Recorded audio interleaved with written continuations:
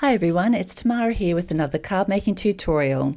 This time I'm using the image Drac's Dentures from Dr. Digi House of Stamps to create this scene card. The products I'll be using today is Drac's Dentures from Dr. Digi House of Stamps, which I've printed out onto some Copic XPress at Cardstock. I'll also be using one of the sentiments from the Halloween sentiment sheet from Dr. Digi as well to create a kind of a picture on the back of my wall. So I'll be colouring that up and using the Paper Rose Damask stencil to create our wallpaper. I've got a piece of smooth white cardstock, just cut a little bit bigger of the stitch rectangle die I'll be using, and I'll be using Distress Oxides in Wilted Violet, Villainous Potion and Black Soot to create my background, and just a piece of printer paper to hold my paper to not get any fingerprints on my ink blending once we get a bit of colour laid down on our panel. I'm using my domed sponge Ranger applicators to do my ink blending and just working in circular motions. I'm putting the Wilted Violet, which is my lightest colour, as a kind of light spot in the middle of my wall, and then building up my darker colours around the edges to create kind of like a spotlight for my wall. So I'm just going back through each of the colours until I'm getting a nice smooth blend, and then I'll go in now with the black soot just right around the edges to put a small amount of darkness around the edge of my wall.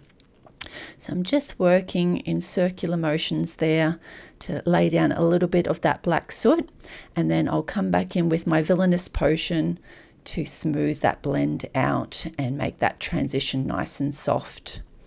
So just getting a small amount now. I'm just kind of dabbing my colours on my mat because I don't want to put a huge amount of colour on there, and just slowly building that up so that one colour doesn't dominate too much.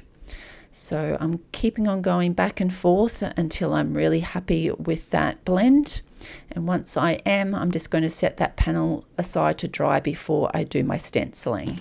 Now that my panel is dry, I'm ready to do my stenciling using the Damask stencil from Paper Rose and also some Nuvo Glimmer paste in Astral Aubergine. So I just want to kind of create a wallpaper effect on this background to set my scene. So I'm just going to line up that stencil over my panel, pop on my magnets, and then just use my Nuvo spatula to get that paste spread. So I'm going to give that a good stir to make sure that it's nice and smooth and even, and then start spreading that out over my stencil. So I'm just kind of grabbing a little bit of the paste and then just smoothing that out in like straight lines over that stencil to make sure we get a nice even layer. And then I'll just go over the top, just scraping off any excess and popping that back into my bottle, and just ensuring going back and forth either way to make sure that we've got all that paste in all the correct spots, and then just lift that out and again set that panel aside to dry. While that's drying, I'm going to start on my colouring of Drac's Dentures and just going in with my lightest colour to work out where all my shadows will be. I'm going to kind of have a light kind of shining on Dracula. So, basically only things that are going to be in front of certain things will be having any shadow. So obviously his hair might be throwing a little bit of shadow in his ears and on the corners of his face, and where his little kind of chin dips in under his nose there and his eyes, we're going to have a little bit of shadowing. Also in the ears on the other side, and where that kind of lip comes down. And then I forgot to do underneath his chin and his hands. Obviously his little belly there is going to throw a little bit of shadow as well, where his fingers fall over, and obviously where his pajamas are over his legs there, and where his thumb comes over his hand. Now I'm going to blend that out with EO1. Just working slowly into that white cardstock, just working kind of like little, circular motions to get that blend nice and smooth between my colours. And just kind of working into our white card space and what will be our highlight area. Working between those fingers, slowly working out that E04. And then we're going to bring in our E00 and work that colour out. Obviously around that nose and the hair, the ears and his chest. And I put a little bit of colour on the bottom of his nose because obviously at the base there it will be in a little bit of shadow. Filling in those fingers, and obviously all these his legs will be quite shadowed with those bunny slippers and his pajama pants. And now I'm going back in with that initial colour E000 to blend him out. I'm going with the traditional pale look for our vampire, and then to reinforce all those shadows I'm just going to go in and do the same with the same colours again. So just obviously where his eyes kind of go in, and just working out where those shadows are going to be around his face, underneath the chin, and where anything kind of the clothing or his little glass there throws a bit of shadow. So now we'll blend that out with the E01, and just again working in those little circular motions to get that smooth blend between the E04 and the E01. Now I will have all the colours shown up in the top left hand corner, but also listed in the description box below for you to refer to if you need to. Just working up in that little flicking motion, working into our highlight and flicking up on his fingers and into those legs or his little feet. Next colour is the E00. And making sure I put that little bit of shadow at the bottom of his nose, working up into his chest and the hands, and fully colour those feet down the bottom. And then that final colour is the E000 again, and do a fully blend out to our highlight. Making sure those little lips in the middle of his chin are highlighted, as are the tops of those fingers. Now I'm going to also colour the eyes up. So I'm going to do the eyes first, the actual white parts, before I add in my iris colour. And go in with the C00 to blend that out, just to make sure that we've got a bit of shadow to those eyes. So we'll let that dry while we colour in his little singlet. So I'm going to do a white singlet, so I'm going in with the lightest colour first just to work out where my shadows will be. So obviously where his head's throwing over, and obviously where that stomach kind of pushes up will be in shadow, as well as where that pajama robe will be sitting. So that was my darkest colour, is the C3. We'll blend that out with the C1. And we wanted to leave a lot of white cardstock because we don't want this to look like a grey singlet. We want it to look like a white singlet, but make sure that there are some shadows there. So now we're going to blend that out with the C00, just working into that white cardstock. So you can see it still looks white, but it actually has some shadow, so you can make sure that it looks like you've coloured it. So I want Dracula to look like he's a little bit of a distinguished gentleman, so I'm going to use some C markers. The darkest will be C6, and then blend that out with the C4, just working in like little flicking motions to do like strands of hair. And then we'll finish off with the lightest marker, which will be the C2. He looks like a very distinguished older gentleman.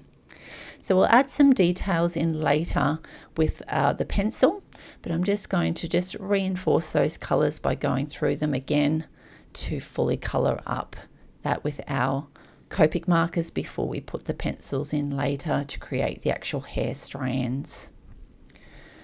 So now his eyes should be dry enough with those C markers to add our red irises. So I'm putting the darkest, which will be the R89.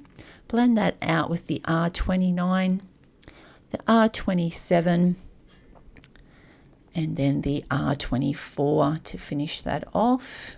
So just kind of working in a little domed fashion to match the shape of his eyes. So finishing that off with the R24, and that's his eyes coloured up.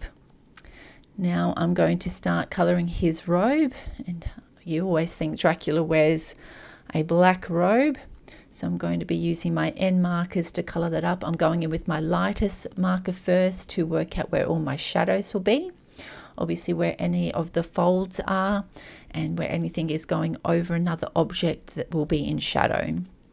So now that I've worked those out, I'm just going to go in with N8, which is going to be my darkest marker. Obviously his chin and ear will be throwing some shadow, and as I mentioned, those folds where that arm sits behind, also the folds up on this side and where that sits over the arm, and where that is kind of sitting behind his leg and around the bunny slippers will be in shadow. And just being careful around those ears to set our shadows in from the slippers onto his robe. Now we're going to blend the N8 out with the N6, and just making sure that we're getting a smooth blend between those colours. Do the other side, slowly working into our white cardstock and our highlight colour. And around those ears again, just slowly working out those colours to get a nice even blend. Now our next colour will be our N4. To blend that out, we'll leave a little bit of highlight colour, which will be our N2 marker. So working that slowly out. Obviously there'll be a bit of shadow behind this section because his legs and also those slippers will be throwing some shadow. And then I've decided to forgo the N2 on this one. So I'm going to go back in and go through those markers again. So I've got my N8 back in to reinforce that shadow. So you'll always be able to tell when sometimes you'll need to go back in to ensure that you've got a nice dark contrast. We'll go in with our N6 to blend that out, and slowly working out into that white cardstock, and then blending in around those ears, and then bringing that N4 in to blend that out into our highlight and around that slipper and the ears. And then we'll bring in that N2 now to make it as our highlight colour, which will be in the sections that will be getting the most light. So again, just working in nice circular motions to make sure we've got a nice smooth blend out into that highlight, and going behind that glass, because obviously just with the lightest colour, because that will be showing through that clear glass. Now for his robe pants, I'm going to do a red and black stripe. So I'm going to be using all the same colours today, so we're not grabbing out a heap of markers. So I'm going to be grabbing those red markers out again that I used before for his eyes, and just setting out where my shadows will be. Now blending that out with the R29. So obviously where they kind of fold over and are pushed out around his legs, also where that tie is will throw a little bit of shadow, and obviously where these folds are in the pants. The next one is the R27, just working little flicking motions to get that blended out to make sure that we've got a nice smooth transition for our next colour to come in. Where those little folds in the pants are, we'll be throwing a little bit of shadow. And then we can put in our final colour with the R24 to link those all up. So just like flicking up from each of where those little ends go. So you'll see me come down into the bottom and then flick up from the other blend the other way to make sure we get a nice smooth blend. Now we want to put some black stripes in, and we're going to use the same N markers we used for his robe, with the N8 as our darkest marker where those folds are, where we see his little belly folds over there, also down where that is folding through. Now we'll flick that out with the N8, flicking up and down from each of those darker colours. Little folds down here in between those legs, and then we'll go in with our N4, and we'll just use that. We won't worry about the N2 for these because they're in, there's not a huge amount of space. And just flicking down and then back up to make sure we've got a nice smooth blend. And that's our pajama bottoms done. Now again, we want to colour up these eyes, so the same as what we did for Dracula, just using the C markers to blend those out so that it puts a little bit of shadow where those little cheeks and nose will be throwing over those eyes. And then we're going to be doing some red markers, again using the same red markers that we've used for those pajama pants and his eyes.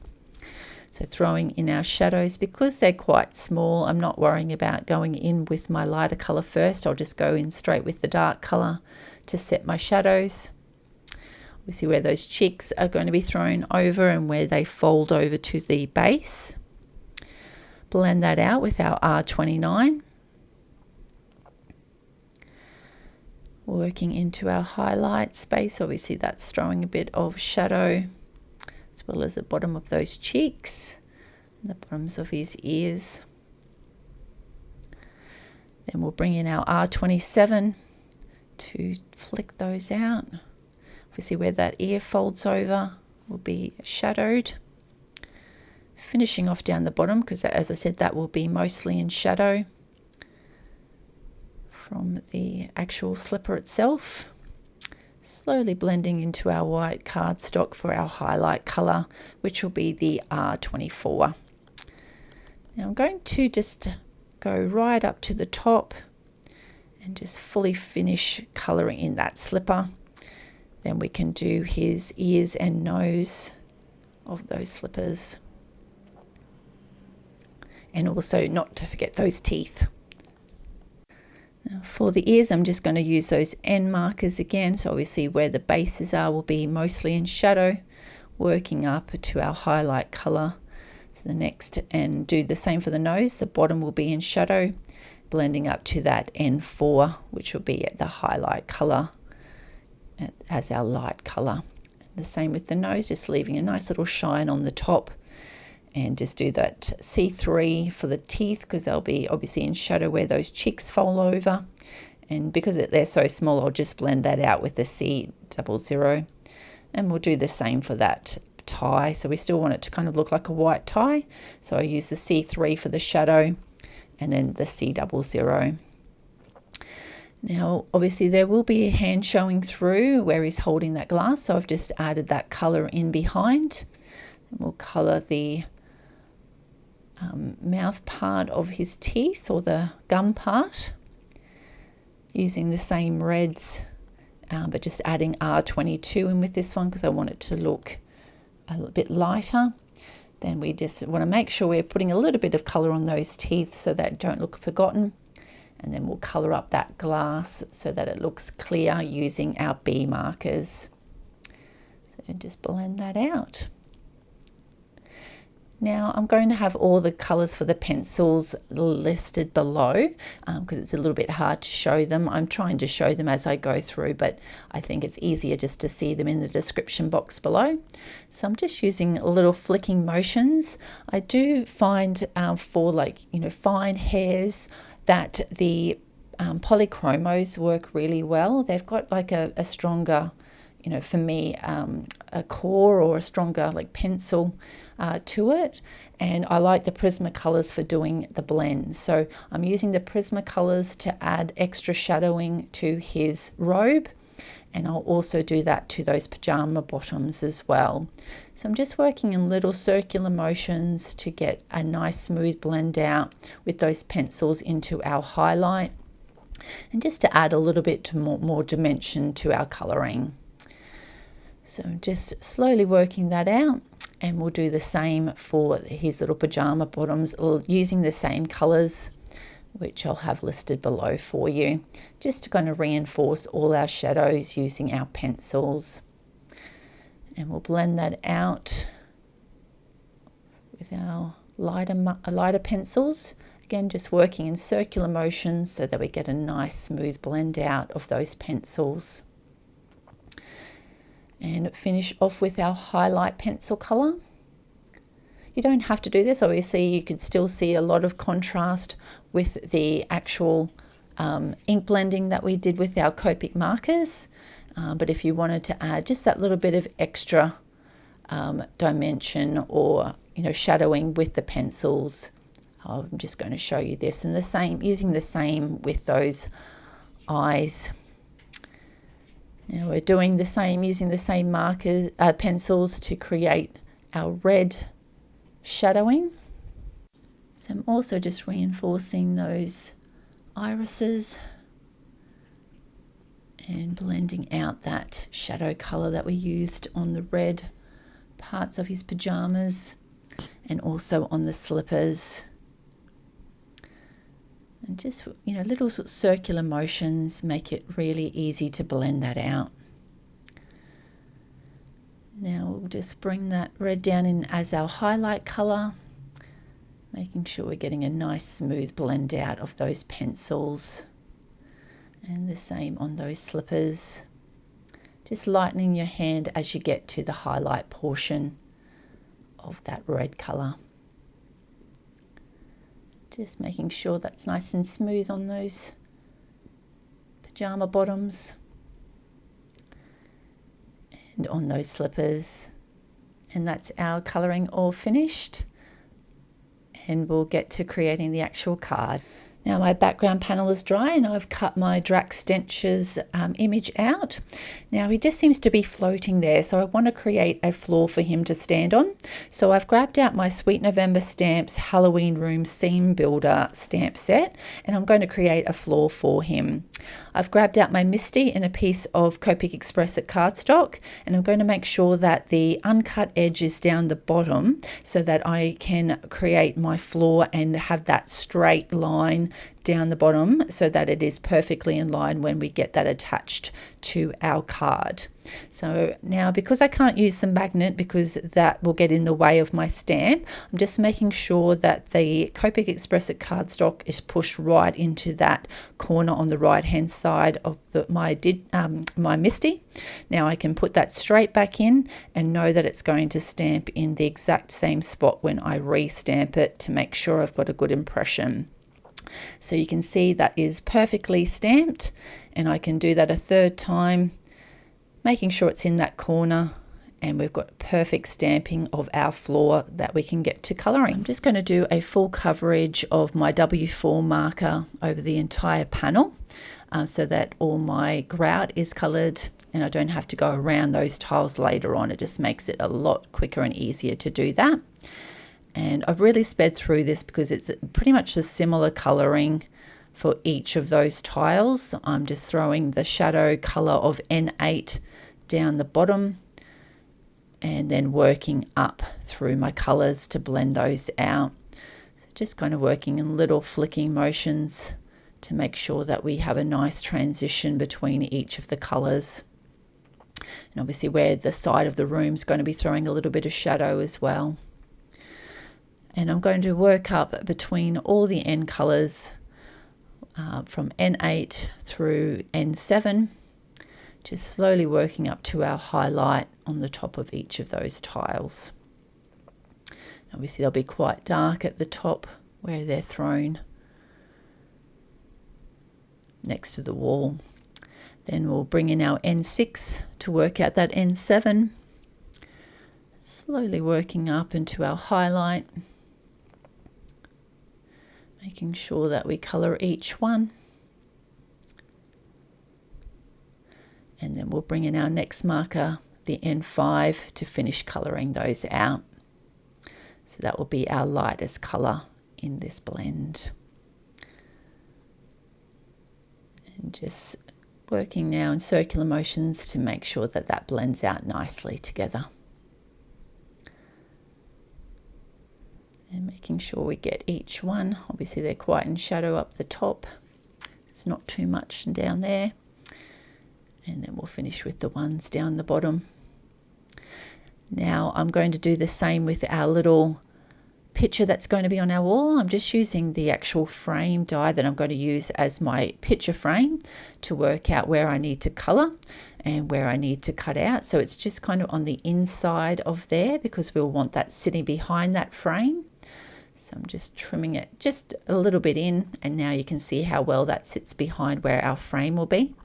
Now I want to make sure we add a little bit of color to our frame, so I'm going in with the darkest color and blending that out with our N3, slowly working into that actual sentiment. We don't want that too dark to cover that up, but we want to add a little bit of coloring there. And we'll finish off with that N1 as our little highlight color.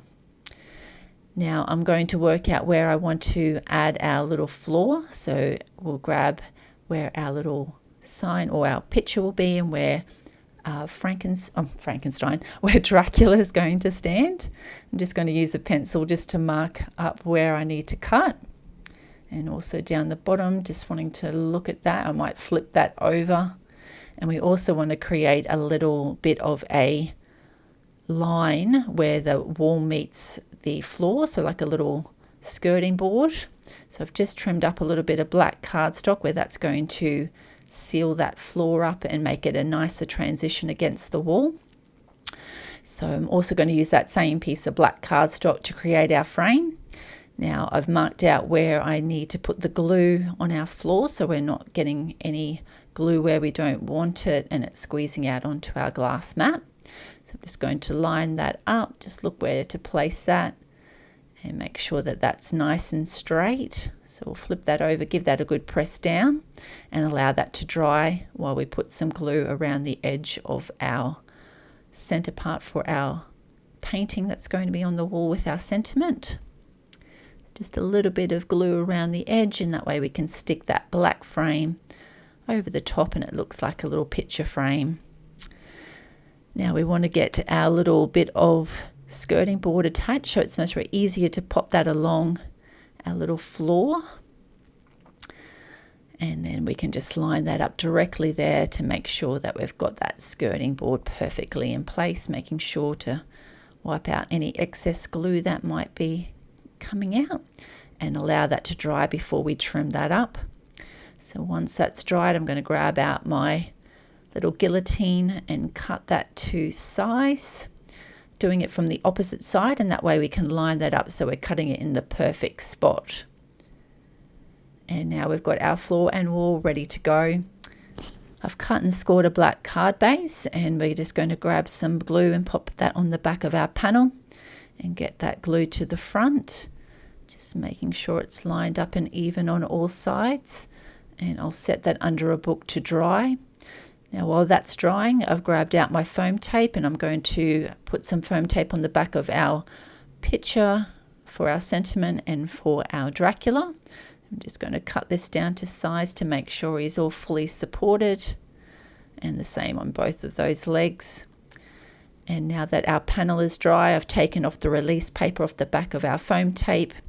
Just using my tweezers, I'll line Dracula up on the floor, and then we can pop our little sentiment picture on the wall, lining that up to make sure that that's nice and straight.